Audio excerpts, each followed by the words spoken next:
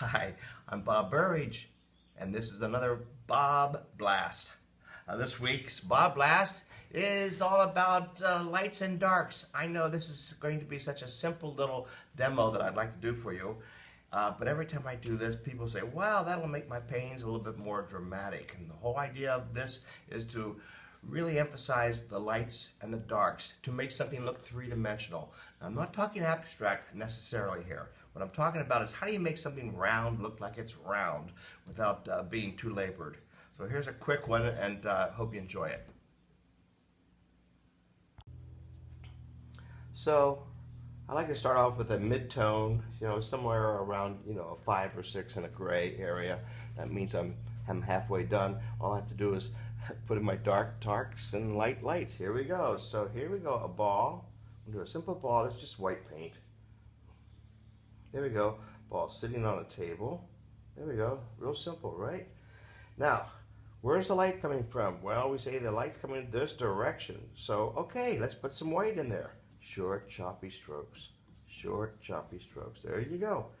This is not an airbrush lesson, so we don't need to start blending. So show the viewer how much fun it is to be a painter. Show the short, choppy strokes. So the light is coming across here and shining on this ball. Okay? It's also shining on the wall in the back. Believe it or not, we're talking about like a spotlight, not a natural lighting, like a window. So this would be more like a spotlight. Look, short, choppy strokes. Now that's the white. Now comes the fun part, the black part. So on this side of the ball, it's going to be dark. Okay? Light doesn't go around the corner. Save some of that gray. You're halfway done. And remember, this is a nice dark room here. Here we go. If you can paint this, you can paint fruits and vegetables,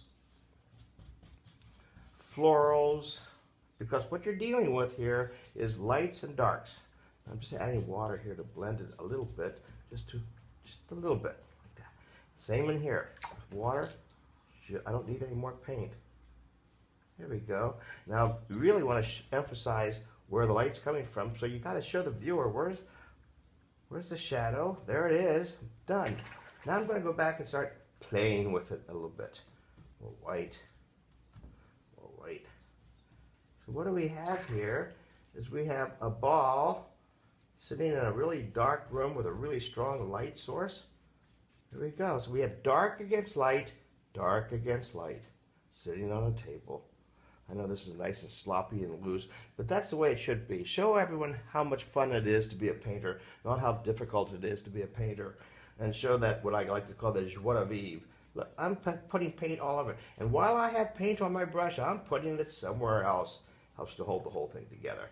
So again, dark against light, and you've got it. You can paint almost anything. So here we are, same painting, using my fingers. Work with my fingers and paper towels here. So again, one more time, dark against light, and you give that drama to it. Real almost theatrical lighting. And here we have, here I am working on a pear. The same thing.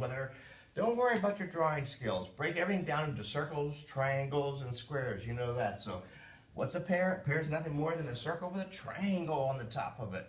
So we're going to, again, dark against light. You can use any kind of colors you want. You don't have to use the color wheel on this particular one, but I want you to think about value and contrast. Make it dramatic.